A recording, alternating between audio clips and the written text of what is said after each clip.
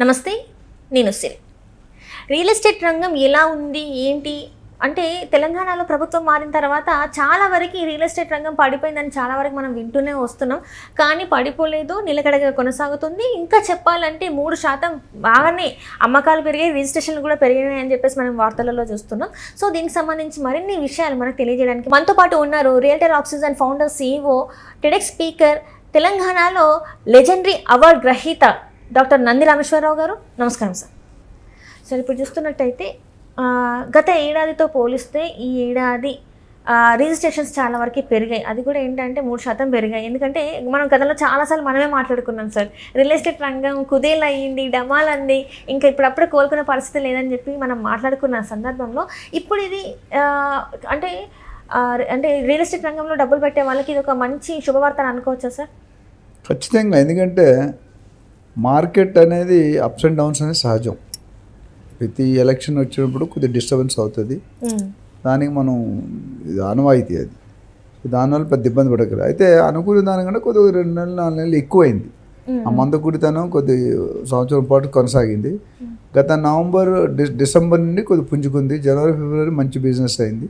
But ముందు ఉన్నంత ఉత్సాహం లేదు. కొద్ది మార్కెట్ సెంటిమెంట్ డౌనే ఉంది. బట్ రానున్న రోజుల్లో పెరిగే అవకాశాలు పుష్కలంగా కనిపిస్తున్నాయి. ఎస్పెషల్లీ దానికి నేను అంతకుముందు కూడా ఒక వీడియోలో చెప్పాను, బయ్యర్స్ ట్రెండ్లో సెగ్మెంట్లో మారుతున్నాయి. రిజిస్ట్రేషన్ అంతే ఉన్నాయి, వాల్యూస్ పెరుగుతున్నాయి. దీనికి ముఖ్యమైన కారణం అంటే 50 లక్షల లోపు రిజిస్ట్రేషన్ తగ్గినాయి. 50 నుండి కోటి, కోటి నుండి 1,50,00,000 పెరిగినాయి. అందుకని తక్కువ రిజిస్ట్రేషన్ అయినా ఎక్కువ వాల్యూ వస్తుంది. ఒకటి. రెండోది, జనరల్గా మార్కెట్ అనాలిసిస్ చూసుకుంటే 2,000 అడుగులు చదరపు అడుగులు, 2,000 అంటే 2,000 స్క్వేర్ ఫీట్కి పైన ఉన్న ఫ్లాట్లు ఎక్కువ అమ్ముడుపోయినాయి ఇల్లులు. జనరల్గా 500లో వస్తుంది, 1000లో వస్తుంది square feet, single bedroom, 2 bedroom. అది ట్రెండ్ ఉంది. 2,000 స్క్వేర్ ఫీట్ కంటే పైన ఉన్నవి బాగా అభివృద్ధి కనిపిస్తుంది. డిఫరెంట్ సెగ్మెంట్స్లో 3 to 10% రేంజ్లో ఇంక్రీజ్ అయింది. అది సో పుప్పాలగూడలో ఎస్పెషల్లీ హైయెస్ట్ వాల్యూ పోయిందని న్యూస్లో ఉంది. పుప్పాలగూడ ఒక స్క్వేర్ ఫీట్ జనరల్గా మన డిస్ట్రిక్ట్ వైజ్ ఫిగర్స్ మనం మాట్లాడుకున్నాం, మీరు చెప్పొచ్చు అది. Right sir. ఇప్పుడు ఇక్కడ చూసుకున్నట్టయితే అంటే జిల్లాల వరకు మనం చూసుకున్నట్టయితే హైదరాబాద్, రంగారెడ్డి, మేడ్చల్, మల్కాజ్గిరి జిల్లాలలో అత్యధికంగా మనకి మేడ్చల్ జిల్లా ఉంది సార్. 45% అండ్ అక్కడ ఒక చదరపు అడుగు చూసుకున్నట్టయితే 3,494కి రికార్డ్ అయిందండి. అండ్ అట్లనే రంగారెడ్డి జిల్లాలో చూసుకున్నట్టయితే 41% రిజిస్ట్రేషన్లు జరిగినాయంట సార్.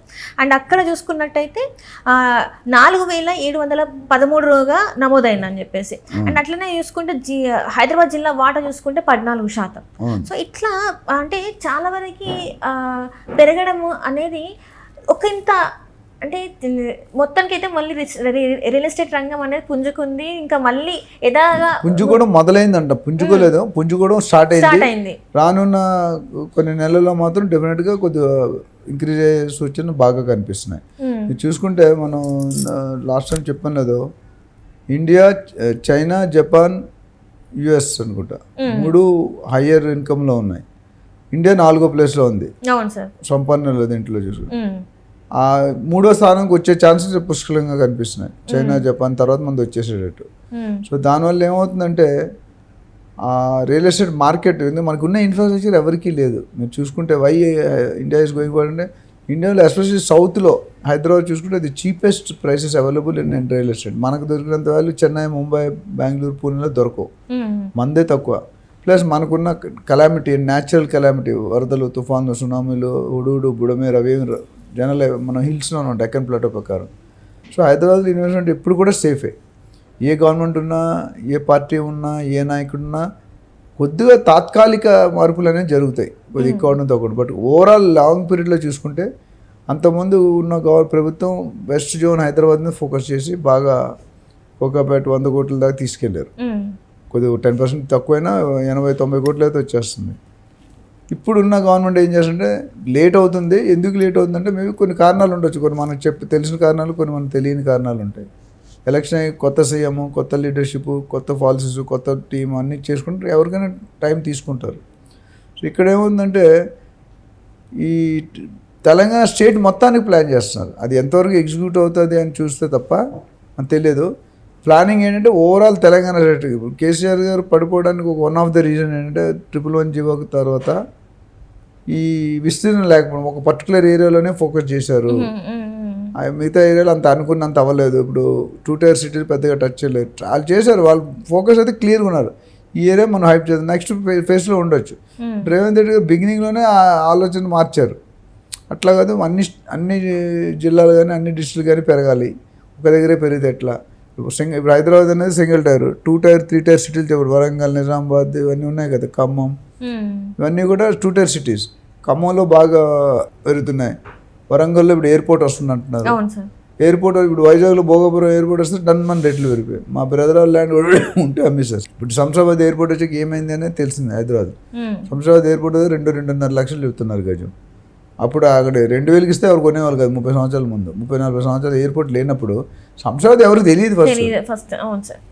ఇప్పుడు ఇవన్నీ కోకాపేట, పుప్పాలగూడ, నార్సింగి, అన్నక్రమం ఇవన్నీ వచ్చి అప్పుడు అవన్నీ పెద్ద జంగిల్ అది. అయితే గవర్నమెంట్ కొన్ని విషయాల్లో గవర్నమెంట్ అప్రిషియేట్ చేయాలి. కొన్ని విషయాల్లో ఎట్లయినా కొద్ది ఇబ్బంది ఉన్నా, కొన్ని విషయాలు ఇన్ఫ్రాస్ట్రక్చర్ వేస్లో మనం హైదరాబాద్ ఒక ముందంజలో ఉందని చెప్పొచ్చు. ఎలక్షన్లో చెప్తారు కదా, ఈ పార్టీ ముందంజలో ఉంది, ఆ పార్టీ ముందంజలో ఉంది. అట్లా కంపేర్ టు ఇండియాలో మనం one of the best city, best liveable city అని అవార్డు కూడా వచ్చింది మన కంటిన్యూస్ 4-5 times. అంటే అన్ని విధాలుగా, ఎకనామిక్గా, కమర్షియల్గా, టెక్నికల్గా, infrastructure wise, appreciation wise, culture wise, friendly people, food culture, అన్ని రకాలు కూడా మనం అధిగమించిపోయాం మిగతా స్టేట్లతో పోలిస్తే, ముందుకు వెళ్ళిపోయాం. దీన్ని ఎవరు ఆపడం కష్టం. కారు నడుతుంటే 5th gearలో ఉన్నాను, టాప్ గేర్ నుండి 0 పడిపోతుంటే చాలా 5th, 4th, 3rd అట్లా రావాలి. అర్థవుతుందా? సో రియల్ ఎస్టేట్ అనేది ఇప్పుడు ఒక్కొక్క ఏరియాలో డెవలప్ చేస్తారు. ఇప్పుడు అది పక్కా జరుగుతుంటుంది, దానివల్ల ఏమి డోకా ఉండదు. అంటే ఇంకా పెరిగే అవకాశాలు ఉన్నాయా సార్, లేకపోతే ఎట్లా? డెఫినెట్గా పెరుగుతాయి. ఇప్పుడు ఎవరైనా కొనుక్కోలేకుండా వెయిట్ చేస్తున్నారంటే మాత్రం ఇమీడియట్గా కొనుక్కోవడం బెటర్. మీకు డబ్బులు ఉండి ఇంకా తగ్గుతుంది అని అంటే మీరు నైట్ మేర్ అది. ఇంకా తగ్గే అవకాశం లేవు, కానీ పెరిగే అవకాశాలు ఖచ్చితంగా ఉన్నాయి. ఎందుకంటే government itself is increasing the base value of the land. Registration duty, stamp duty పెంచుతారంటున్నారు. ఈ రెండు పెంచి డబుల్ స్పిన్ అటాక్. అంటే ఈ రోజు ₹1,00,000 కొనేది 1,10,00,000 ఇచ్చి కొంటాం మనం రఫ్గా. ఇప్పుడు 2-3 నెలల్లో నాకు తెలిసి నెక్స్ట్ రానున్న 2-3 నెలల్లో రేట్లు పెరుగుతాయని ఆల్రెడీ గవర్నమెంటే పేపర్ నోటిఫికేషన్ ఇచ్చారు, పెరగబోతున్నాయి రేట్లు. మరి ఒకవేళ రేట్లు పెరగబోతుంటే సామాన్యుడు కొనే అవకాశాలు ఉన్నాయంటారా సార్? మరి ఉంటాయండి, బయింగ్ కెపాసిటీ కూడా పెరుగుతుంది కదా. అంటే ఉంటాయండి, మనం ప్లానింగ్ బట్టి ఇప్పుడు వచ్చింది ఖర్చు పెట్టేస్తే ఇప్పుడు మనకేముందంటే ప్రాబ్లము, మన సంపాదన ఇంత, మన ఖర్చు ఇంత. జనాలు ఏం చేస్తారు, సంపాదించలేక ఖర్చులు తగ్గించుకుంటున్నారు. అది కరెక్ట్ కాదు. ఖర్చులు పెంచుకొని సంపాదన కూడా పెంచుకోవాలి. ఖర్చులు తగ్గించుకొని అలా చేయకుండా ఖర్చులు పెట్టుకోవాలి, మీ సంపాదన పెంచుకుంటే లగ్జరీ లేవు. లేకపోతే ఎప్పుడు జిందగీ మొత్తం అంతే. మీరు రియల్ ఎస్టేట్లో ఏమంటే 5 साल काम करो, 50 साल ఆరాం కరో. 5 సంవత్సరాలు కష్టపడు, 50 సంవత్సరాలు రెస్ట్ తీసుకో. ఎస్పెషల్లీ రియల్ ఎస్టేట్లో అది మేము కొన్ని సెమినార్స్ కూడా చేస్తాం, కొన్ని కార్పొరేట్ ట్రైనింగ్ ఇస్తాం. 100 రోజుల్లో 10 లక్షలు, 6 నెలల్లో 15 లక్షలు, 1 yearలో 50 లక్షలు, అట్లా రూల్స్ ఫామ్ చేస్తాం. దానికి ఉన్న అవర్స్ రోజుకి ఒక 3-4 hours మాకు ఇవ్వండి, మా కంట్రిబ్యూట్. మీరు డబ్బులు ఏం పెట్టద్దు, ఇన్వెస్ట్మెంట్. మీరు వచ్చి మీ టైంని స్పెండ్ చేయండి మాతో పాటు. మీకు లక్షలు ఎలా సంబంధించి చెప్తాం, చాలా వీడియోస్లో చెప్పాం. అది ప్రూవ్ చేసినప్పుడు దాదాపు 100 మంది 1000 మంది దాంతో బెనిఫిట్ పొందుతుంది. మీరు చూస్తున్నారు, డబ్బులు ఉన్న వాళ్ళు ఎవడంటే వాడు రియల్ ఎస్టేట్ బ్యాక్గ్రౌండ్ ఉంటేనే పెద్దోడు అవుతాడు. 30% of billionaires in India are from Hyderabad. తెలియని 30%, 30 రాష్ట్రాల్లో 29 రాష్ట్రాలు ఉన్నాయి, 30% మన హైదరాబాద్లో ఉన్నారు. అంటే హైదరాబాద్ ఎంత ప్రాముఖ్యత అనేది చూసుకోండి. హైదరాబాద్ ఓఆర్ఆర్ కానీ RRR కానీ డెవలప్ నెక్స్ట్ 10 years హైదరాబాద్ ఎవరు ఆపలేరండి, ఏది ఏమైనా. Thank you so much sir. Thank you.